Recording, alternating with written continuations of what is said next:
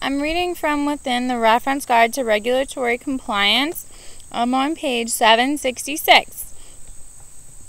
Within the section of IRS rules and regulations pertaining to backup withholding, this is codified in the Internal Revenue Code, section 3406.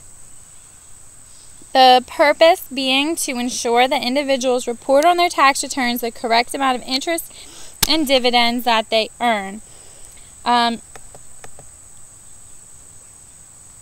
This IRS rule covers payers of interest and dividends, sales of gross proceeds, and miscellaneous payments, including but not limited to interest on deposits, a bank's receipt of payments, and the credit of payments to the customer's account, and the redemption of savings bonds and payments of interest coupons, commercial paper, and bankers' acceptances. Payees that are covered under backup withholding are generally individuals and entities receiving interest or dividends. However, it does not include corporations except for S-corps. It doesn't include financial institutions or government entities, including foreign governments. It does not include IRAs, individual retirement accounts, or tax-exempt organizations such as nonprofit corporations. It does not include international organizations, REITs, which are real estate investment trusts, common trust funds, international organizations, or any agency or instrumentality thereof, registered dealers in securities and commodities, real estate investment trusts again. Exempt charitable remainder trusts, entities registered under the Investment Company Act of 1940, foreign central banks of issue, non-resident aliens who provide a Form W-8 or acceptable alternative, middlemen such as nominees or custodians. Certain payments are not subject to backup withholding, and these are non-reportable payments: annualized payment of interest of less than $10, distributions from IRAs or other retirement plans, or distributions by a grantor trust with 10 or fewer grantors. The responsibilities of the bank is that a Form W-9 to request a TIN from each account holder at the time of account opening, and also required is that the bank request a TIN by the end of the calendar year if the account holder does not have a TIN to provide at the time of account opening. And if the TIN is not received by the end of that calendar year, the bank must request it again by the end of the next calendar year. If a customer is exempt, the bank must require certification of exempt status on a Form W-9. A substitute Form W-9 may be used if certifications are clear and provide a separate signature line, or if a combined signature line is used, the certification language is highlighted and includes a disclosure that the IRS does not require consent to provisions in the document unrelated to backup withholding. Payers may not require a payee to agree to other contractual provisions to avoid backup withholding. On brokered accounts opened by mail, phone, or electronically, and for which the TIN is provided orally, the bank has 30 days to secure a valid TIN cert, provided that 28% of the reportable accounts remain in the account. The bank may establish an electronic system for receiving Form W-9. Electronic systems must be able to meet all of the following requirements. That's A, to ensure that all information received is sent by the customer. B, document all occasions of user access that result in form submission. C, ensure that the person accessing the system and sending the form is the person identified in the form. And D, supply the IRS a hard copy of the Form W-9 on request. E, require an electronic signature that authenticates and verifies the submission of the payee. If the customer does not have a TIN but has applied for it, the customer may write awaiting TIN in the Form W-9, and bank will not have to begin backup withholding for 60 days unless the payee makes a withdrawal of more than $500 in one transaction. If no TIN is received, bank must withhold 28% of all interest or dividend payments. Receipt of the incorrect TIN. A B notice of an incorrect taxpayer identification number will be sent to the bank from the IRS, and the bank must use reasonable care to locate the accounts to which the B notice applies. The bank must send either a copy of the B notice to the account holder or a notice that contains all the information on the on the B notice within 15 business days of the IRS notice or the date of receipt, whichever is later. The notice sent to the account holder must inform the account holder that the bank has been informed that the account holder's TIN is incorrect.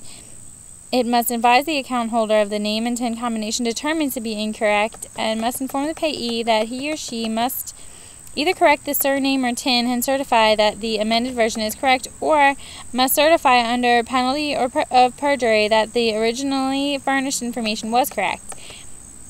And lastly, must inform the payee that backup withholding will apply within 30 days from receipt of IRS notice if a correct TIN is not received. The envelope containing the notice to the account holder must contain a notice of important tax document enclosed or similar wording. The mailing to the account holder must include a Form W-9, and the bank need not send the notice to the account holder if the provision of an incorrect TIN was owing to bank error. If the account holder supplies the incorrect TIN or supplies a correct TIN on Form W-9 within 30 days, the bank does not have to institute backup withholding on the account.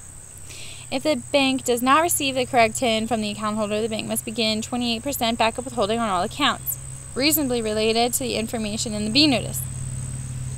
The bank must withhold on dormant accounts for 3 years only, and the bank must continue backup withholding on active accounts until notified by the IRS. The bank does not have to send a B notice to account holders of closed accounts, and if not required to withhold payments if the account cannot be located using reasonable care. The bank does not have to send a B notice to account holders of closed accounts and is not required to withhold payments if the accounts cannot be located using reasonable care. If notified by the IRS of an incorrect TIN twice within 3 calendar years, the payer must disregard any future certifications from the payee, impose backup withholding, and send notice to payee within 15 days after receiving the second IRS notice that lists in a bold, conspicuous manner the date the payer was notified of the second incorrect TIN and the payee's name and address. Also stating that the payer has been notified of an incorrect TIN, the name and TIN provided to the IRS, that the payer has been notified twice of the incorrect TIN within a 3-year period, and that the payer is required to disregard any future TINs, that the payer is required to begin backup holding no later than 30 days after the date the IRS notice was of the IRS notice unless the IRS receives the correct TIN, and that the payee must contact the IRS or the Social Security Administration to prevent backup withholding or to stop it once it has begun. This must be mailed in an envelope that displays the fact that important tax information is enclosed. And the bank cannot at that point stop backup withholding until it receives notice that correct information has been received from either the IRS or the Social Security Administration. Underreported interest. When a bank receives a C notice from the IRS that an account holder has underreported interest on dividends, the bank must begin backup withholding at a rate of 28% within 30 days of the receipt of the notice. The bank must notify the account holder and state that the IRS has notified the bank that the customer has underreported income. The bank is required to backup withhold on the account within 30 days. While the account is subject to backup withholding, the payee may not certify to a payer that he or she is not subject to backup withholding. The bank must begin backup withholding and continue backup withholding until it receives a stop notice in writing from the IRS. Refunding withheld interest. Banks may refund interest that has been erroneously withheld. The refund must be made before December 31st of the year the interest was withheld. Substitute for TINs include Social Security numbers, employee identification numbers, and individual payer identification numbers valid for a period years. Record retention. Banks must keep W-9 forms for 3 years from account opening. A bank may want to keep all certification documents for as long as it retains other account creation documents. Penalties. Failure to file information comes with a $100 penalty per return, up to $1.5 million annually. However, if the failure is intentional, the penalty is $250 per return with no max. If it's corrected within 30 days, there's only a $30 penalty per return with a maximum of $250,000 per year. If it's corrected after 30 days but before August 1st, there will be a $60 penalty per return with $500,000 maximum per year. There is a de minimis exception if the failure to file is corrected by August 1st and the failures to file include less than 0.5% of the total returns filed. The failure to furnish statements to the payer is a $50 penalty per return with a $100,000 maximum per year. For intentional violations, though, however, it is a $250 penalty per return with no maximum annually. The failure to report TINs to the IRS is a $50 penalty per return with a $250,000 max per year. And for an intentional violation, it is going to be a $100 penalty per return with no maximum. If there is a reasonable cause defense here, if penalties may be reduced or waived under the reasonable cause standard. If the bank corrects the returns quickly, a $15 penalty if corrected within 30 days of the filing deadline, and $30 if corrected by August 1st for a February 28th filing deadline. To have the penalties waived or decreased, the bank must meet a reasonable prudent person standard and demonstrate significant mitigating factors or an event beyond their control. The fourth part of the IRS rules includes discharge debt reporting. Based on time, I can attempt to get through some of this in the next 3 minutes. The purpose of discharge debt reporting is to report taxable income attributed to a taxpayer through the discharge of indebtedness. Debts incurred by banks as well as non-bank lenders in the amount of $600 or more that are discharged are no longer enforceable due to the discharge of business or investment indebtedness in bankruptcy, cancellation of indebtedness that renders the debt unenforceable in a receivership, foreclosure, or similar proceeding, cancellation of indebtedness due to expiration of the statute of limitations if the debtor's affirmative defense is upheld and the period for appeal has expired, cancellation pursuant to the election of foreclosure remedies by the creditor that bars the creditor from pursuing collection, cancellation due to a probate or similar proceeding that renders a debt unenforceable, agreement between the bank and debtor to discharge at less than full consideration, and discharge due to the creditor's decision or policy to discontinue collection activity, or discharge due to an expiration of a 36-month non-payment testing period. The principal must be reported in a lending transaction, and the responsibilities of the bank is to report on a Form 1099-C cancellation of debt form the amount of the debt discharge, a description of the origin of the debt, whether the debt was discharged in bankruptcy, the date of the discharge, and the name, address, and TIN of each person whose indebtedness was discharged, as well as the name, address, and TIN of the lender.